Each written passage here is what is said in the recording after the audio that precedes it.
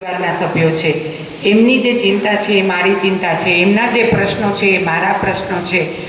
એટલા માટે થઈને કોઈ પણ જાતની અપેક્ષા રાખ્યા વગર, કોઈ પણ જાતની નામની અપેક્ષા રાખ્યા વગર, કોઈ પણ જાતની બીજી કોઈ પણ જાતની અપેક્ષા રાખ્યા વગર નરેન્દ્રભાઈ અને એમની સમગ્ર ટીમ દ્વારા આ સોશિયલ વેલફેર ટ્રસ્ટનું આયોજન કરવામાં આવ્યું છે.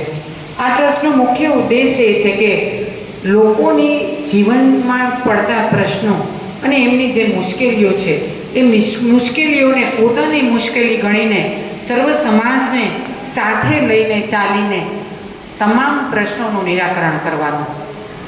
એક ધારાસભ્ય તરીકે મારી પાસે સમગ્ર વિસ્તારના ખૂબ બધા પ્રશ્નો આવતા હોય છે અને એક મહિલા તરીકે હું કહું તો હું પણ એક દીકરા અને દીકરીની માં છું.